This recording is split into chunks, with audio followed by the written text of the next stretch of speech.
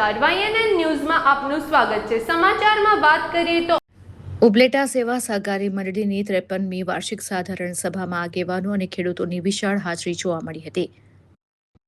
ઉપલેટા સેવા સહકારી મંડળીની 53મી વાર્ષિક સાધારણ સભા લેવા પટેલ સમાજ ખાતે પ્રમુખ હરિભાઈ ઠુમ્મર ભોલેના પ્રમુખ સ્થાને મળી હતી, જેમાં વાર્ષિક અહેવાલ રજૂ કરવામાં આવ્યા। ચાલુ વર્ષે મંડળીએ 10 લાખ રૂપિયાનો નફો કરતા પ્રમુખ હરિભાઈ સભાસદોને 8% અને ધિરાણ લેતા ખેડૂતોને ભેટ આપવાની જાહેરાત કરી હતી। આ પ્રસંગે પૂર્વ ધારાસભ્ય છગનભાઈ સોજિત્રા, નગરપાલિકા પ્રમુખ વર્ષાબેન ગજેરા, જિલ્લા બેંકના ડિરેક્ટર નરસિંહભાઈ મુગલપરા, સહકારી સંઘના પ્રમુખ ગોપાલભાઈ સખિયા, ડીબી રામાણી, નરેશભાઈ લક્કડ, કેડી ગજેરા, વલ્લભભાઈ સોજિત્રા, શાંતિલાલ ગજેરા, કિશનભાઈ વસોયા, દીપકભાઈ ઠેસિયા, વલ્લભભાઈ મુરાણી, બટુકભાઈ મુરાણી સહિતના આગેવાનો ઉપસ્થિત રહ્યા હતા। કાર્યક્રમનું સંચાલન આરડીસી બેંકના ઝોનલ મેનેજર ભાવિશભાઈ પાદરિયાએ કર્યું હતું।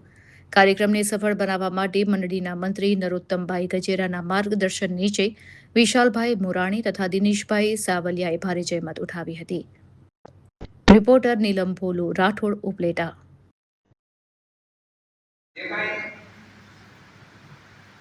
વહીવટ કર્યો એના હિસાબોનો દિવસ એટલે આજની સાધારણ સભા। આજની સાધારણ સભાના એજન્ડાની વાત કરું તો એજન્ડા નંબર 1 ગત વાર્ષિક સાધારણ સભાની કાર્યવાહીને વાંચી મહાધ્યાનમાં હતી।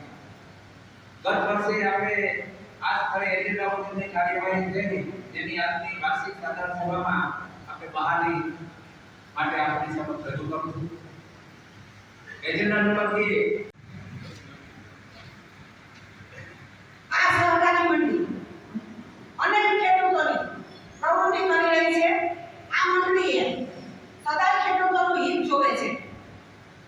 ખેડૂતોના જીવન ધોરણમાં કેમ સુધારો થાય, ખેડૂતો કેમ આગળ આવે, એ ધ્યેય સાથે કામ કરતી મંડળી છે।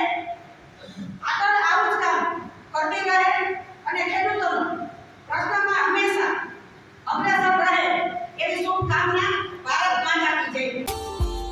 Subscribe now and press the bell icon. Never miss an update.